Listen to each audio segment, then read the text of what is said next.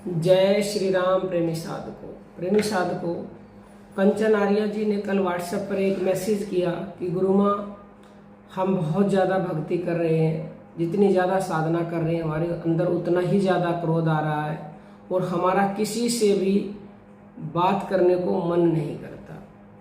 बहुत ही महत्वपूर्ण ये प्रश्न है। ये प्रश्न आपका भी हो सकता है। बहुत सारे लोगों के ऐसे प्रश्न होते हैं, इसलिए इस पर वीडियो बनाई जा रही है। तो वीडियो के अंत तक बने रहिएगा। और वीडियो शुरू करने से पहले व्हाट्सएप नंबर लिख लीजिए। आप भी कोई प्रश्न उस पर कर सकते हैं और गुरु मंत्र लेना चाहते हैं तो भी मैसेज कर सकते हैं। और 5 तारीख के शिविर में आप आना चाहते हैं जो 5 मई को है, तो वो भी वहाँ पर आप बता सकते हैं कि हम आना चाहते हैं। तो नंबर है 9958515054 पर। तो अब जो है टॉपिक पर बात करते हैं। देखो, सभी जानते हैं कि क्रोध बहुत बहुत बहुत गलत होता है। क्रोध करना ही नहीं चाहिए। लेकिन जो आम व्यक्ति हैं उनको क्रोध उठता है, वो तो चलो सोचो भाई कि ये भक्ति से दूर है इसलिए इनको क्रोध उठ रहा है। लेकिन जो भक्ति कर रहे हैं उनको क्यों क्रोध उठ रहा है? उनको तो उठना नहीं चाहिए। और वास्तव में जो लोग सच्ची भक्ति करते हैं वहां तक पहुंच जाते हैं जहां तक उन्हें पहुंचना चाहिए, तो क्रोध उठ ही नहीं सकता। क्रोध जड़ से समाप्त हो जाएगा। बिल्कुल शीतलता, शांति आ जाती है व्यक्ति में। अब कंचन आर्या जी जैसा कह रही है कि हम जितनी ज्यादा भक्ति करते हैं तो उतना ज्यादा क्रोध उठ रहा है। तो देखो, ज्यादा भक्ति वो कहने को कर रही है लेकिन उनकी हो नहीं रही है। भक्ति यानी साधना ज्यादा वो कर तो रही है लेकिन उनकी एकाग्रता नहीं आई है।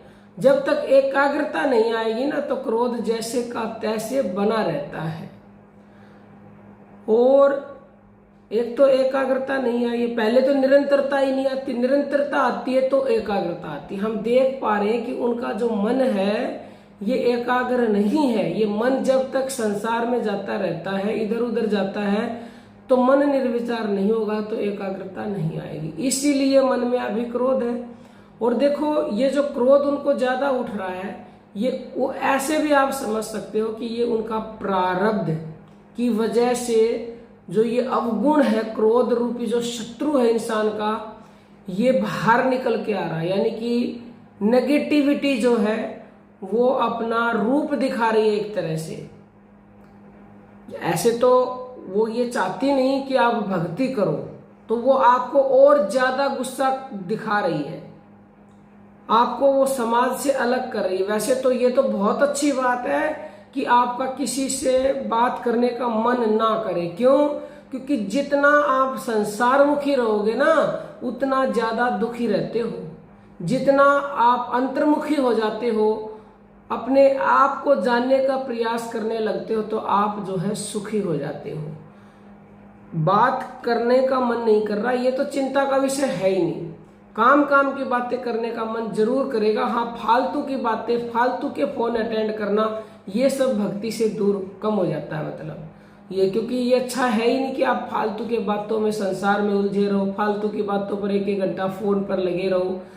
हाँ, ये सब अच्छा हो रहा है आपके साथ कि किसी से बात करने का मन ज्यादा नहीं करता आपका। लेकिन क्रोध जो उठ रहा है उसको भी आप गलत मत लें।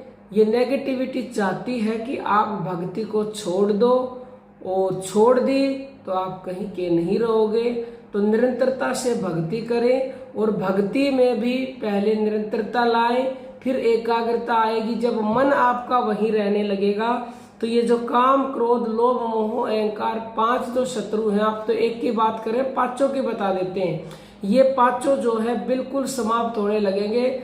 जैसे कि अभी क्या है, नमक में आटा, फिर धीरे धीरे कम होंगे। एक समय ऐसा आएगा आटे में नमक, उतना फिर भी चल जाता है, लेकिन और ज्यादा जब आप पूर्णता पर पहुंच जाओगे तो वो भी बिल्कुल समाप्त हो जाएगा। बिना नमक का ही आटा हो जाएगा। समझ लो, पूरा आटा। क्योंकि देखो, भगवान श्री कृष्ण ने भी स्पष्ट कहा है कि यदि आप श्वासों का ध्यान करते हो, श्वासों को सम कर देते हो, तो अभी जो शक्ति है आपके अंदर, शक्ति अभी भी है, शक्ति फिर भी रहेगी, लेकिन वही शक्ति आपकी अभी क्रोध, काम, लोभ, मोह, अहंकार बनी हुई है। लेकिन श्वासों का ध्यान करने से श्वासों को सम करने से वो शक्ति बदल जाएगी, आपकी पावर बढ़ जाएगी, आपकी संकल्प शक्ति बढ़ जाएगी। जो भी आप संकल्प ले लोगे वो पूरा होगा, लेकिन वो होगा जब आप जो है पहले सांसों को सम कर लोगे। अभी कंचन आर्या जी के सांस सम नहीं हुए। सम का मतलब क्या है समझते हो आप? कि आप पूर्णता पर पहुंच जाओगे, और ये श्वासों का ध्यान करते करते ही सम होंगे। तो अभी आप समझ गए होंगे कि कितनी भक्ति में अभी कमी है। ज्यादा भक्ति कर रहे हो अच्छी बात है, लेकिन निरंतरता लाओ, एकाग्रता लाओ, मन को विचार शून्य करो और सांसों को सम करो। उस पूर्ण तुरीय अवस्था में पहुंचो जहां पहुंचने के बाद काम, क्रोध, लोभ, मोह, अहंकार सब कुछ अपने आप जो है समाप्त हो जाता है, और ऐसा समाप्त हो जाएगा कि कभी आपने सोचा भी नहीं होगा। इसको आप अपनी परीक्षा भी समझ सकते हो। परीक्षा में फेल हो गए, यानी डर के भक्ति छोड़ दी तो फेल हो गए।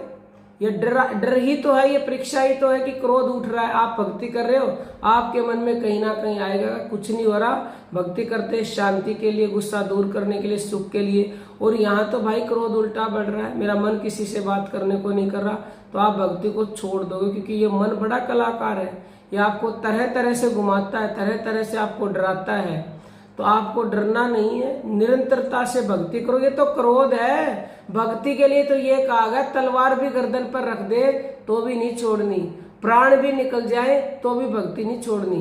प्राण निकल रहे ना, निकलने के बाद तो चलो अलग बात है, लेकिन निकल रहे उस समय भी वो नाम, तभी तो आप जो है उसके परम धाम जाओगे। तो किसी भी परिस्थिति में भक्ति को नहीं छोड़ना चाहिए। तो वही भक्तों के भगवान जो है आगे पीछे घूमते हैं, उनकी सारी इच्छाएं अपने आप फिर पूरी कर देते हैं। तो हम कंचन आर्या जी से विनम्र प्रार्थना करते हैं, और जिस भी साधक को ये क्रोध की बीमारी है, यानी कि क्रोध उठता है, तो उन सभी साधकों से भी प्रार्थना है कि आप जो है डरे नहीं, घबराए नहीं। ये महेश्वरी, ये गुरु माँ आपके साथ है और साथ रहेगी। यदि आप अपना भाव हमें दे रखा है, मन हमें दे रखा है, तो हम भी अपना पूरा भाव आपको दे देंगे। और एक बात, आपको क्रोध उठ रहा है, गुस्सा आ रहा है, कुछ भी अशांति लगती है, तो हम पर अर्पण कर दीजिए। आपने हमें गुरु मान रखा है तो गुरु पर अर्पण कर दो। पूरा अर्पण हो गया तो तुरंत ही समाधान होता है। जैसे आग जल रही है, आग पे अच्छी तरह से आपने पूरा पानी डाल दिया तो आग तुरंत बुझ जाती है।